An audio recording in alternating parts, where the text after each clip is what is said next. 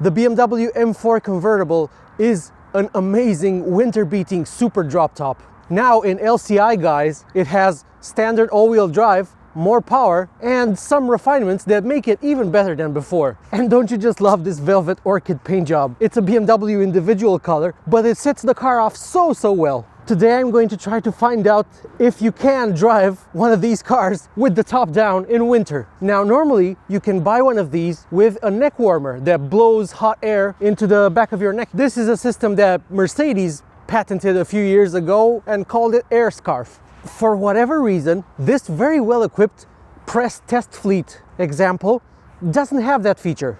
But even so, I've been driving it almost exclusively with the top down, even though temperatures are hovering around 3, 4, 5 degrees Celsius. And it even snowed a little bit yesterday. I've previously driven an M4, but it was the pre-facelift car with rear-wheel drive. And I drove it on a very wet and sketchy piece of road where it couldn't really put its power down and it was just snaking all over the place. But now with this car, all-wheel drive comes standard and it has a little bit of a power bump and it completely transforms the car. It even negates the 150 or so kilos that this car has over the coupe. I honestly couldn't feel it. And launching this car, it really feels like a 3-second car to 60, even though the official time is around 3.7 seconds. But it's kind of cold. I'm going to get in the car and take it for a drive now. You can start the car with its exhaust valves open, so it's really loud.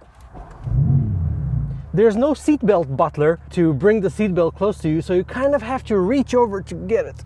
Every time before setting off, I put the car in M1 mode, which I've set with the engine in sport, transmission in D2, chassis in comfort, steering in sport, brakes in sport, dynamic stability control in M dynamic mode. M2 is with everything in either sport or sport plus. Why isn't this in sport plus? So like in any M4 with all-wheel drive, you have the ability to make it rear-wheel drive. When you disable stability control, it gives you the option to select two-wheel drive, which theoretically should allow you to do a burnout,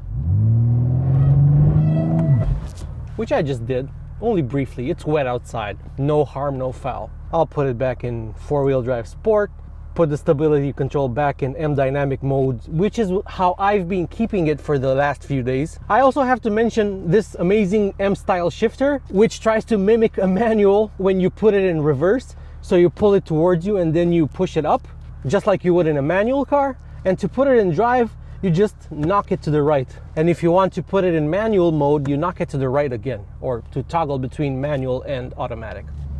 Another thing I do just before setting off every single time is to put the dials in sport mode. And when you do this, the head-up display will show you a tachometer, which is really sporty, and it has shift lights and everything.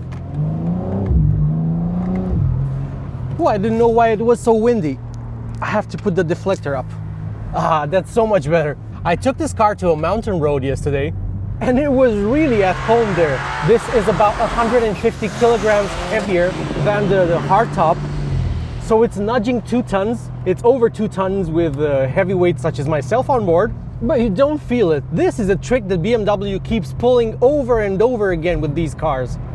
So now that we're on the move, I'm going to turn on my seat heater. I don't need the maximum setting. I just put it up to level 2 and keep it there, and it's warm enough. As you can notice by my hair not moving, even when we reach higher speeds, you'll see, this is because the wind deflector is doing its job. Sure, do I miss hot air being blown in the back of my neck here? Yes, I do, but I frankly don't mind it. It's almost winter here, and I don't have any issues. The LCI version of the G83 gets these snazzy new headlights. They have a new daytime running light signature, which is a bit simplified, but I think it's also more elegant and better suited to the rest of the design. Like all M4s, you really notice this car's extra width when you look at this piece here, which shows by how much it is wider. Well, it is even wider than that, but it shows you that it's a wider car than the regular 4 Series. I've always loved this detail. I think it adds to the aggression of this car, if the grille didn't do that job already. This car also has the carbon pack, the exterior carbon pack. So these intakes are in carbon, and the diffuser in the back is also carbon. Unlike its predecessor, the F83, the G83, facelifted or not, gets a folding soft top roof instead of the folding hardtop that the old car got. This is around 40% lighter, And I think it also makes the car look much better, both roof up and down. My tester gets this silver effect soft top, which I kind of like. I'm not so sure about, maybe I would have just preferred the standard black one, but I think that you really enjoy this car with the top down, which is what I've been doing for the past few days. The mechanism itself is really quick. Putting the top either up or down takes just 18 seconds. And what I really like about it is that with the roof up, you don't really see any of the beams or the structure of the roof through the textile material.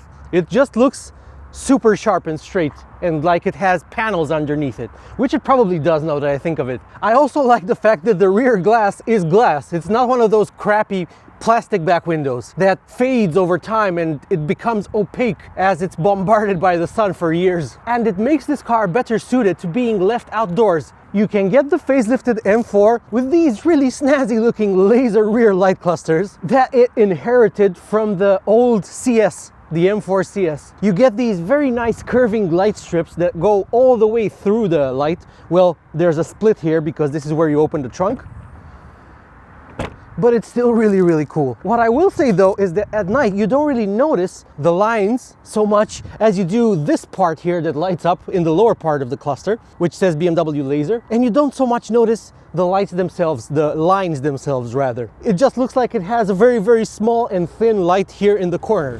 This car has optional chrome surrounds for the quad exhaust, which I think on a convertible look absolutely amazing. And I would have paired them with plain silver wheels, this same design, 19s in the front and 20s in the back, but I would have liked them to be silver because a convertible is a bit more of a classy affair compared to a coupe. It has 530 instead of 510 PS, and it comes as standard with all-wheel drive, which really helps it put its power and torque down. And you really can't use all of the power in a rear-wheel drive M3 and M4, while in one with all-wheel drive, and this is my first all-wheel drive equipped M3 or M4, you can use the power whenever you want with minimal slip. It's amazing. Space in the trunk goes down from 440 liters in the coupe to 380-ish liters in the drop top. And in order to access the full capacity, you need to push this divider up, which you can only do when the top is up also. And this is when you get the full 380 liters.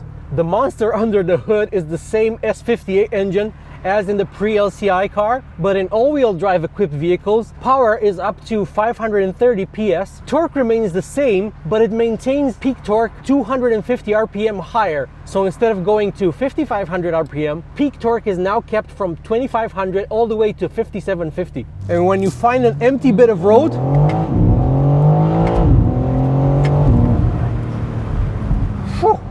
this is quicker than the hardtop I drove, and launching it is just brutal, as I shall shortly demonstrate.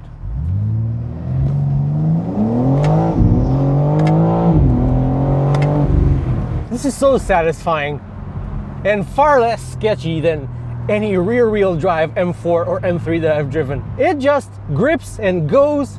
There's no drama. Sometimes when you have an especially aggressive start, you might even hear the front wheels chirping as they struggle for a bit of grip. This is such a great engine, man. It's brilliant. It's one of the best sounding engines in a normal car today.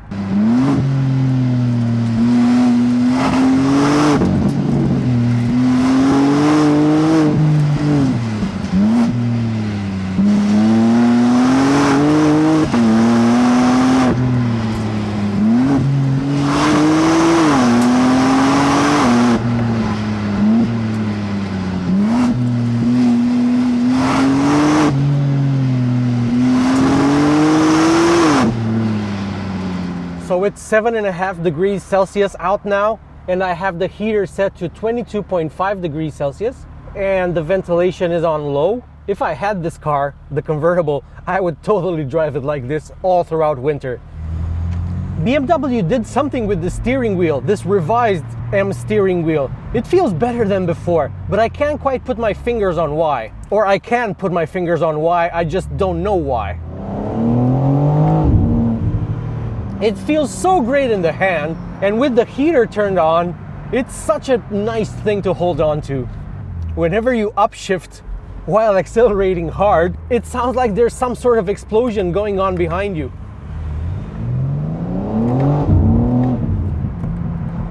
And when you lift off, there's some overrun burble and crackle. Sure, it's artificially induced, but do I care? No, I'm just happy it's still coming from the exhaust and not the speakers. As with any new M car, you can select the severity of the gear shifts. And if you put it in the third and most brutal setting, it almost feels like a dual clutch transmission. It's not quite there. I drove a Porsche 911 recently. The way that thing shifts is second to none. But this somehow feels more aggressive. It reminds me of something like BMW's old SMG gearbox. It just gives you a bit of a shunt in the back when you shift gears, which I really like. So in the M mode one that I've configured, I've put it in the middle setting for normal driving, which I think is the sweet spot. You still feel the gears a bit, and it shifts quite aggressively, but it doesn't jerk you around when you don't want to be jerked around. And I found myself quite frequently using the shifter to go up and down through the gears, even though you can just use the paddles, obviously. But it's also a very satisfying thing to use. Especially since every time you pull on it, you hear the aforementioned explosions. This is one of the quickest things I've ever driven. But it's also really usable and friendly, and it's not as intimidating as some older M cars that I've driven, especially F-Series cars, which were a lot more lively. I mean, if you're into that, this frankly doesn't compare. It feels like a more grown-up car. And in a way, that's fine, especially in the convertible, which people buy for cruising just as much as they do for spirited driving. Not much has changed in the interior with the LCI model. The car already had the two curved displays, 12.3, 14.9 inches. And I think the update here is that this now runs iDrive 8.5 instead of 8. The big physical changes you observe inside this car are the redesigned vents, the complete absence of any climate controls, well, except for the defrost buttons here, and the glorious new steering wheel. It's brilliant, especially with the carbon accents, because this car has the carbon interior pack, and it looks glorious with the carbon paddles. I'm really happy that BMW has finally put a flat bottom steering wheel in an M car. You can get it in a 4 Series, but here with the two M buttons, it just feels amazing. I have to praise the seats also. They are not the optional bucket seats. They are the standard M4 seats, and they are outstandingly comfortable. And this is a theme for this car. I was shocked by how comfortable this M4 convertible is, and I'm sure it's tuned more for comfort than the coupe. Another thing I noticed in this convertible is the lower torsional rigidity, which no matter how much bracing you put in the bottom of the vehicle will still be present in a convertible. Taking the roof off makes the car do this a bit more. Over some types of road imperfections and bumps, you do sometimes hear the dashboard creaking or rattling a little bit. And I also noticed the fact that the steering column moves a little bit. Nothing major, but it's something to keep note of. The only other BMW convertible I've driven recently was a Z4, and that didn't exhibit this behavior. That feels like a stiffer car. Space in the back is limited, as you'd expect. I tried getting in there yesterday, and I do not fit behind my driving position unless I sit with my legs really far apart, and it's not very comfortable. But if I push the passenger seat forward to a point where the passenger wouldn't be hitting the dashboard with their knees, it's bearable. I love this car. It's absolutely fantastic. Even if it's a bit overweight, what modern BMW isn't? And they're still all pretty awesome. I mean, that's why we still cover them at BMW Blog. And it's still a bit lively if you want it to be, even with all-wheel drive, especially with four-wheel drive sport mode enabled. The only slight problem, of course, this car starts at 106,000 euros here in Europe, and my tester, with everything it has on it, including the 5,000 euro individual paint, is 126,000.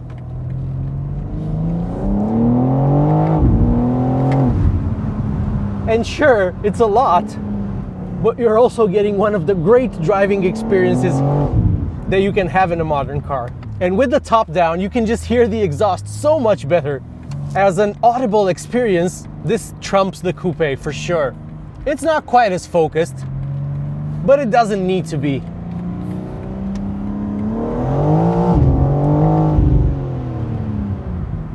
puts a smile on your face. And it makes most cars you've ever driven feel slow. I've been Andre for BMW Blog. Thank you for watching.